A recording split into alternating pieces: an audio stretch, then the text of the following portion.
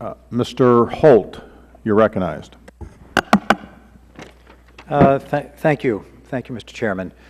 I hardly know where to begin in talking about the underlying bill.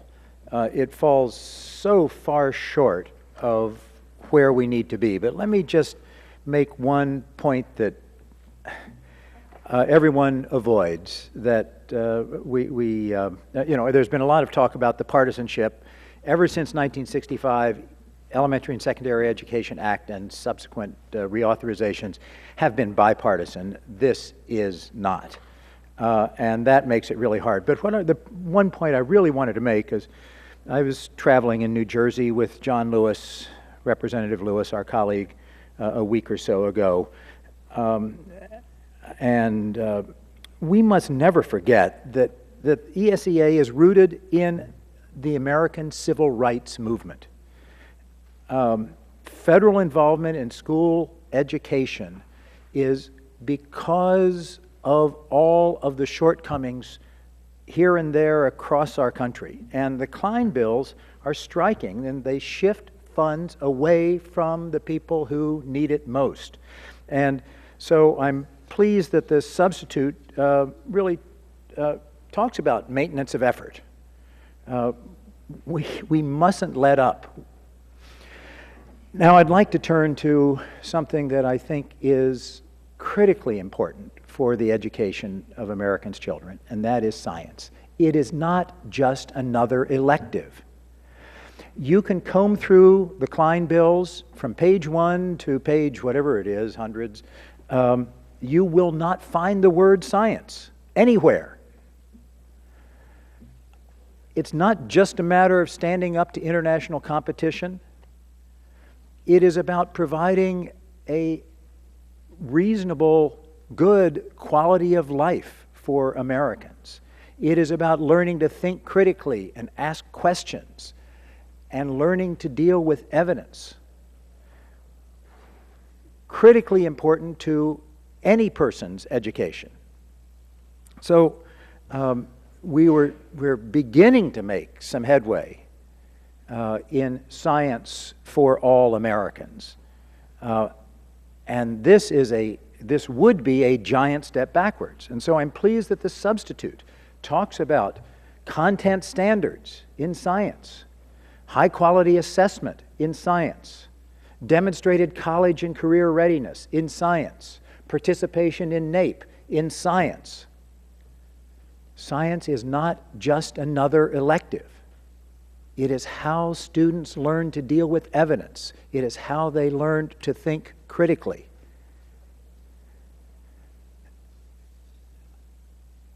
I'll soon introduce the Metrics Act to strengthen the collection and sharing of data that shows how students perform over time.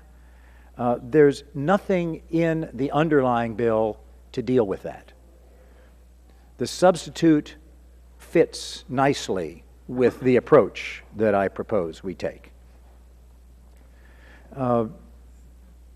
Teacher professional development is an afterthought in the underlying bill. It is central to the substitute. Now here this would be science and other subject areas.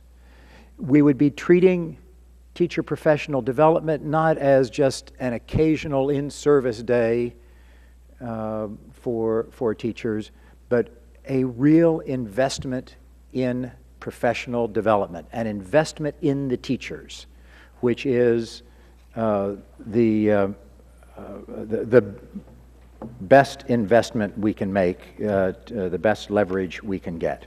So for those reasons and many more, I would say the substitute presented by the amendment presented by Mr. Miller is worlds better than a terribly inadequate underlying bill. And I yield back my time. Mr. Holt, you're recognized for 5 minutes. Thank you, Mr. Chairman. As I pointed out earlier, the underlying bill would eliminate the only existing dedicated science education, STEM education-focused program, the Math and Science Partnerships. The Democratic substitute would create a comprehensive STEM education program from the earliest years all the way through. The substitute bill would provide money to conduct needs assessment at a district level, would create a science master teacher corps program, would take steps to retain science teachers, would have research-based professional development. I could go on and on about the differences between the underlying bill, which is completely silent on science. Oh yeah, they'll pay lip service to science, but not when it comes to actually educating our children. And the substitute that we have from Mr. Miller. I don't need to go on about the international comparison tests and how other countries are passing our students by. I don't need to go on, I don't think, I would hope, about the difficulty in recruiting the kinds of science teachers that we need. But let me just talk about the one thing that I only touched on earlier today but deserves real emphasis, and that is providing support for the teachers that we have.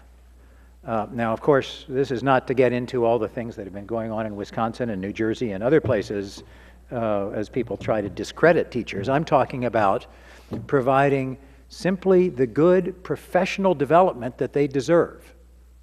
Not occasional in-service days, but a real integrated program in professional development that will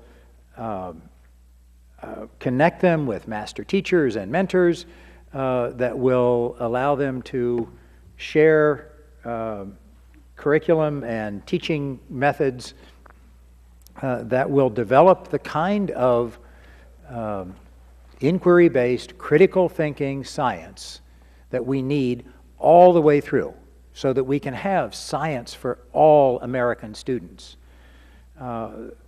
for the sake of their future quality of life, for the sake of a country that is run by thinking citizens, for the sake of international economic competitiveness, for the sake of so many things. The difference between the Democratic substitute and the underlying bill is really stark, and I can't emphasize too strongly. And I haven't even gotten to libraries and literacy and educational technology. I know some of my colleagues have touched on those things, but they really need to be emphasized. I don't believe that the underlying bill is going anywhere. This is not going to become law. I certainly hope not. We've provided a good alternative, but even that would benefit if we had a good bipartisan process. If the other side would take Mr. Miller's substitute and have a productive, constructive give and take, but we haven't had that. So the best we can do under the circumstance is to support this substitute and vote an emphatic no on the underlying bill. I yield back.